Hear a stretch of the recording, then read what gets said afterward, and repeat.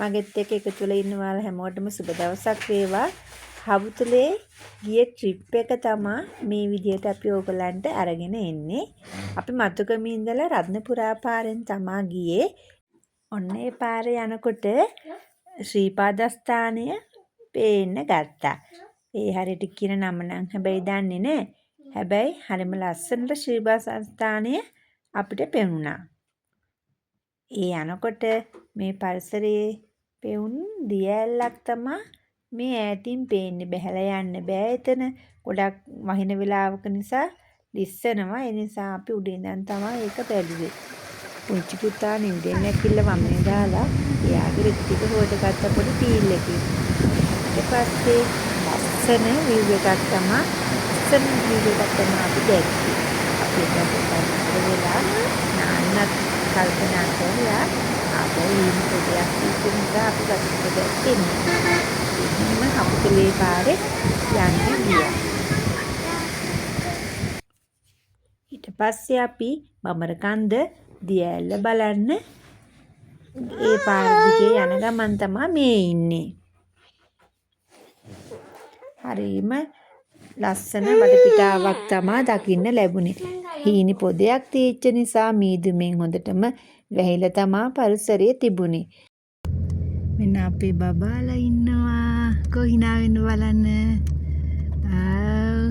කො බලන්න චූටි මණික.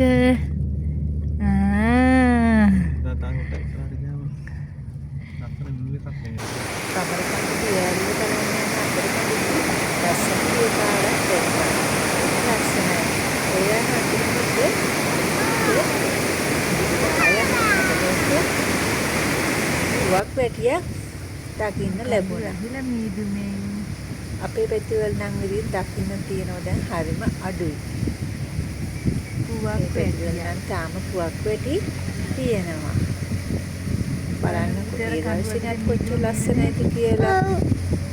මේ පොදයක් තිබුණත් හරිම සුන්දර දර්ශනයක් තමයි මේ බඹරකඳ දිය ඇල්ල බලන්න යන අවට තිබුණේ.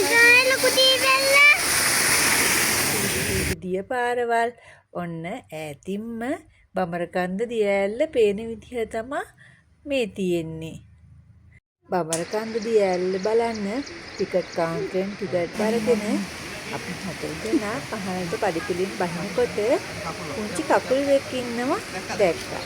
ඒක තමයි මේ තාත්තලා කොට පෙන්නන්නේ. අපි යන අතරමඟ ලස්සනට මේ වගේ දිය පාරවල් දක්නට ලැබුණා.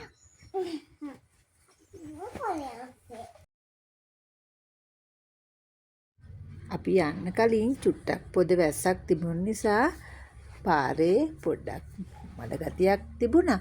ඒ වුණාට මේ අඩිපාර දිගේ අපි දිගටම බඹරකන්ද දිය ඇල්ල බලන්න කිලෝමීටර් 2කටත් වැඩිද මන් දන්නේ මේ ගමනට.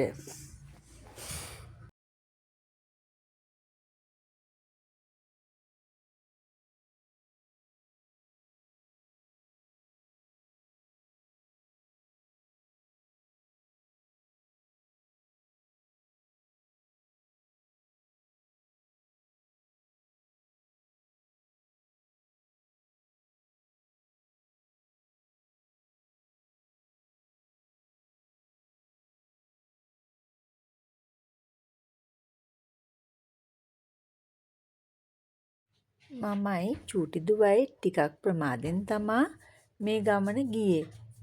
ලොකු දුවයි තාත්තයි ටිකක් ඉක්මනට ගියා. ඒගොල්ලෝ මම එන්න පරක්කුවට ආපහු හැරිලා ටික දුරක් ආවා. ඊට පස්සේ මේ ලොකු දෝනි ආපහු මේ තාත්තත් එක්ක ගමන යන්න සූදානම් වෙනවා. දුවට ඉතින් ටිකක් හරිසටව යන්නත් අමාරුයි. එයාව වඩාගෙන යන්නත් අපහසුයි. පාරෙන් එකට වෙලා යනකොට බඹරකන්ද දිය ඇල්ලේ ගල් පස්සාද පාරෙන්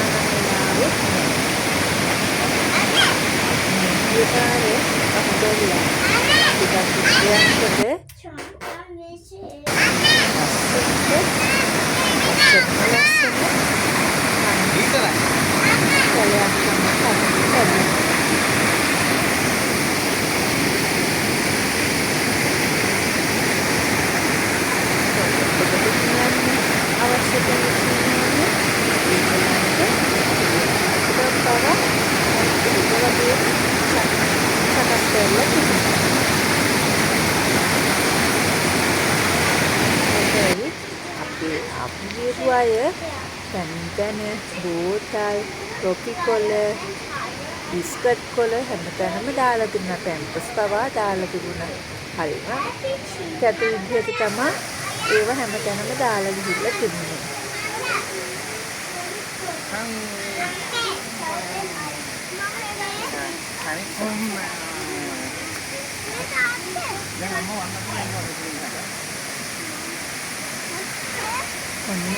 අපිට බම්බකන්ද දියැල ළඟටම ඇවිල්ලා තමයි යන්නේ. මෙතන යනකොට ලොකු පින්නක් වදිනවා. උඩේ ඉහළගෙන යන්නත් තරමටම මෙතන ලොකු පින්නක් තියෙනවා. අපේ චූටි දූලල් දෙන්න කියනවා අනේ අපුව තෙමෙනවා කියලා කෑ ගහනවා මෙතෙන්දී. ළමයි පිරිම ළමයි කාණ්ඩයක් ඇවිල්ලා සින්දු දාගෙන මෙතන නාන ගමන් තමයි හිටියේ අපි යනකොට. බලන්නකො බඹරකඳ දියැල්ල කොච්චර ලස්සනයිද කියලා. බඹරකඳ දියැල්ල කියන්නේ ලංකාවේ උසම දියැල්ල. බලන්නකො කොච්චර ලස්සනයිද කියලා. කොපිරයිට් වදින නිසා සින්දුව නම් මං අයින් කරලා තමා වීඩියෝ එක කරලා තියෙන්නේ. ඒ ළමයින්ගේ සින්දු වාස්සේ අපි ඉතින් අපිට ෆොටෝ ටිකක් වීඩියෝ ටිකක් කරගන්න අමතක කළේ නෑ. ෆොටෝ ගහන්න වීඩියෝ කරන්නත් හරිම අමාරුයි. ෆෝන් එක පවා තෙමෙන්න තරමටම පින්නක් වදිනවා.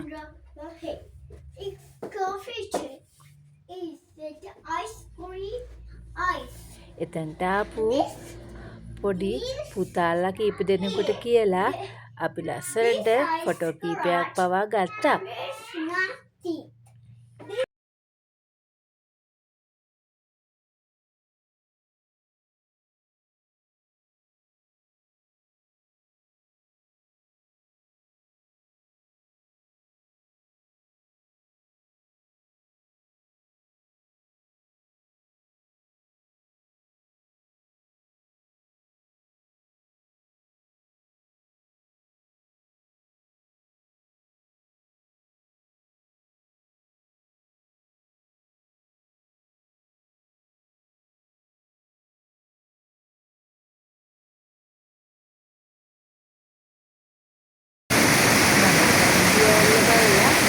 ආපහු අපි එන්නම අපිට මේ පැත්තට යන්න පිටත් වුණා.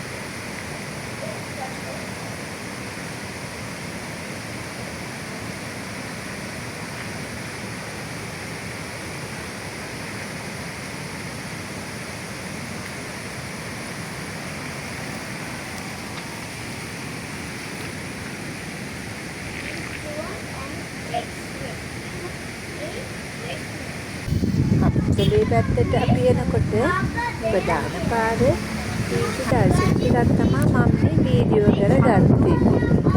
පරිසරය බලන්න කොච්චර බීජමෙන් වහිරද තියෙන්නේ කියලා.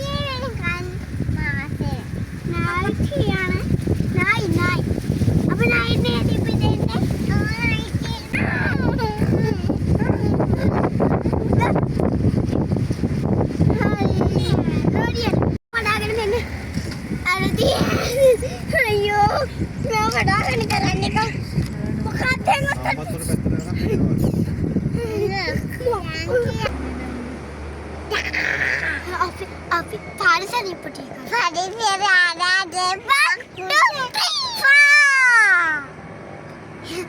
පාර කිව්වේ? පාර කිව්වේ.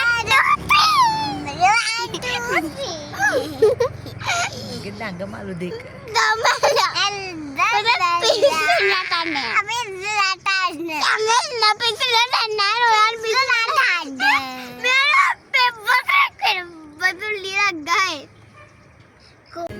අපතුලට ඇවිල්ලා නවතනක් හොයාගත්තට පස්සේ තවල් කෑම කඩන්න එපා. ඒ කෑම කාපු තැන තමයි මේ තියෙන්නේ. හරිම ලස්සන පරිසරයක් ඒ අවට නිර්මාණය කරලා තිබුණා. එකට කියනවාද? අපිට එතන යමු නේද?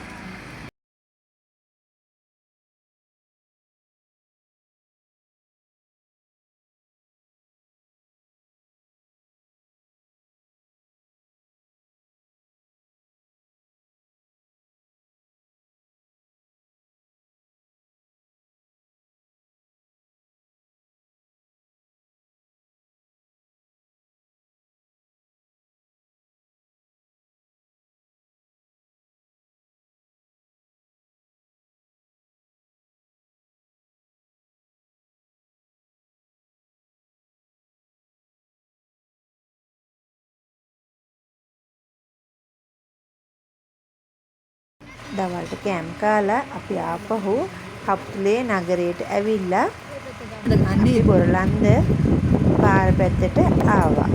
ඒ අපට පරිසරයේ තීච්ච ලස්සන තමයි මේ තියෙන්නේ. මෙහෙල තියෙන ලස්සන view එක පේන්නේ නෑ වීඩියෝ එකට නම්. හරිම ලස්සනයි පරිසරය.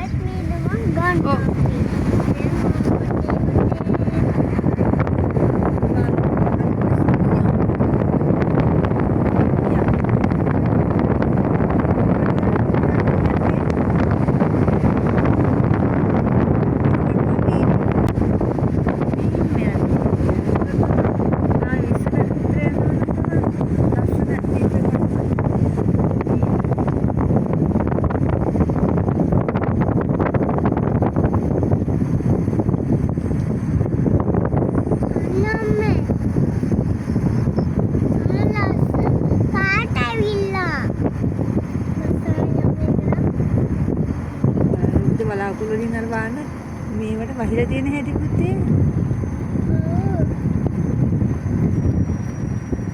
ආයෙත් මිහිදුම්පේ.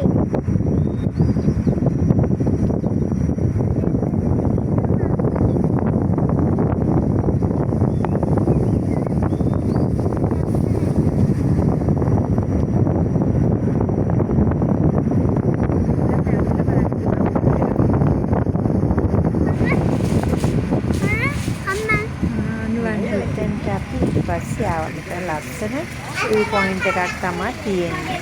මෙතෙන්ට ඇවිල්ලා ලස්සනට කඳු පන්ති මීදිමින් වැහෙන විදිහ බලාගෙන හිටියා. ෆොටෝ ටිකකුත් ගහගත්තා. මීදිමින් වැහෙනවා, ආපහු හැරෙනවා. එකම විනාඩියක් දෙකක් ඇතුළත පරිසරය එකිනෙකට වෙනස් වෙනවා. බලන් ඉඳිද්දි මේ පේන කඳු පන්ති ටික මීදිමින් එකපාර වැහිලා ගියා. ඒ වගේම ආපහු හොඳට ක්ලියර් වෙලා තියෙනවා. බලන්නකො විනාඩි කිහිපයක් ඇතුළත මේ කොහොමද වෙනස් වෙන්නේ කියලා. මට පුළුවන් විදිහට ඕගොල්ලන්ට වීඩියෝ කරලා තමයි දාලා තියෙන්නේ.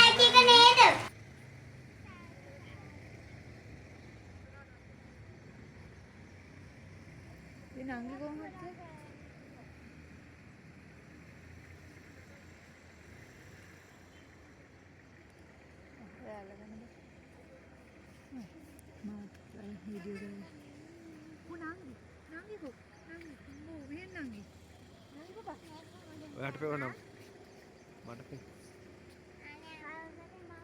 මට වහිනවා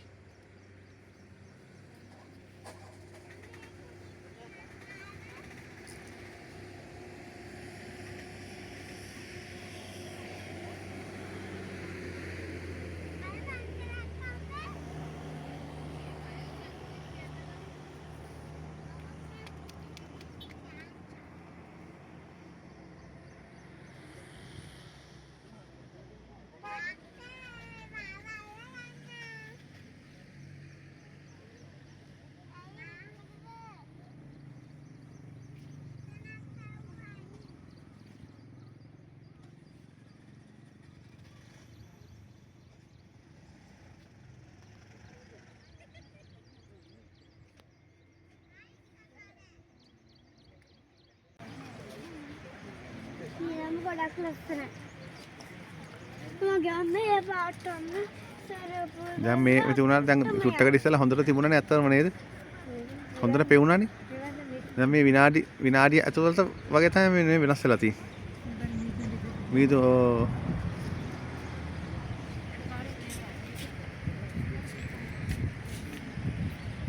බාන්න වැහෙන වැහිල්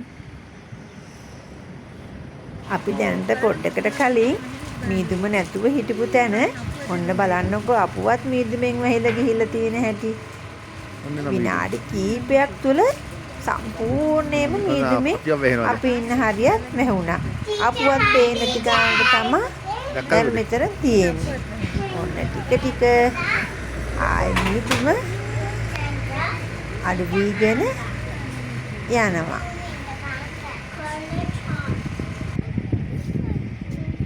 විනාඩියක් ඇතුළත පරිසර වෙනස් වෙයිද බලන්න නේද? දැන් ඔන්න මේ හරි ඔන්න. අර ගෙවල්ලුත් වෙහිලා. සුදුනවනා චූට්නවා නේද? යනවා එමින් සරි පාරට. දැන් ඔන්න ආයෙ පොඩ්ඩක් මෙහි කියවරුණා මේ.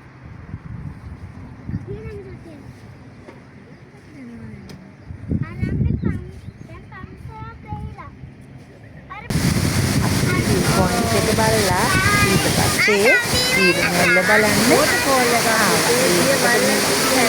දියැල්ල දකින්න ලැබුණා. මේක නම් ගහලා තිබුණේ නේ. ඒ ළඟ වැඩ කරන සිටුවි අංකල් කෙනෙක්ගෙන් මේක නම අහගත්තා. ඒ දැන් මේක නම් මතක නැහැ. මතක් වුණාම ඕගොල්ලන්ට මම මේකේ සඳහන් කරලා තියන්නම් කොයි දියැලේ නම මොකද්ද කියලා. ඊට පස්සේ මැප් එක දාගෙන දියුමැල්ල බලන්න ගියා. පහළ දියුලුම බලන්න ගියාට කුඩු දියුලුම බලන්න නම් අපි ගියේ නෑ. අපි යනකොට හවස 5 කාලක් බහු වෙලා.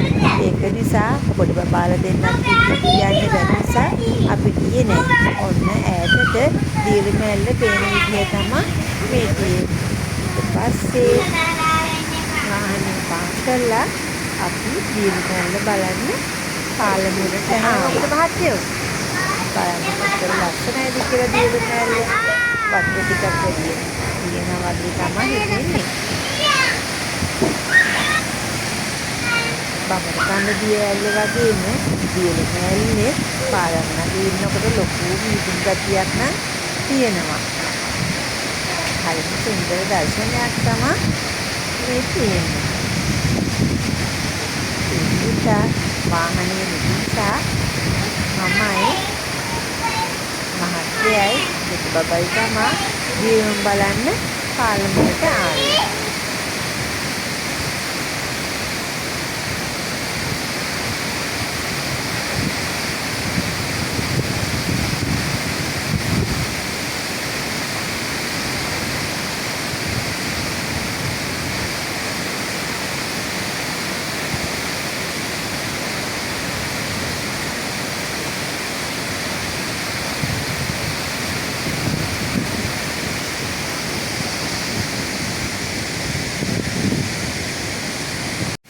අපේ හම්තලේ ටුවර් එකේ පළවෙනි දවසේ අපි දියුමැල්ල බලලා අවසන් කළා. ඊට පස්සේ අපි නවත්තනට ඇවිල්ලා සාත්‍රි ආහාර ගත්තා. මට වීඩියෝ එක බලුවට ඉතින් ස්තුතියි. අපේ මතක සටහනක් වෙනුවෙන් තමයි මම මේ වීඩියෝ එක ඔයගොල්ලන්ට අරගෙන ආවේ.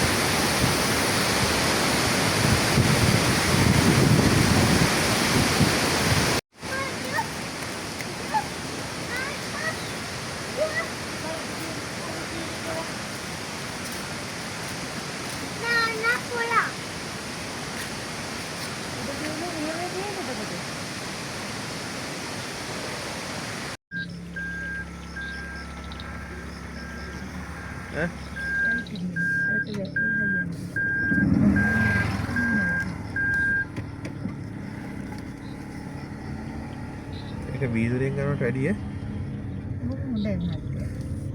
වීදුරෙන් ගන්නේ හොඳයි.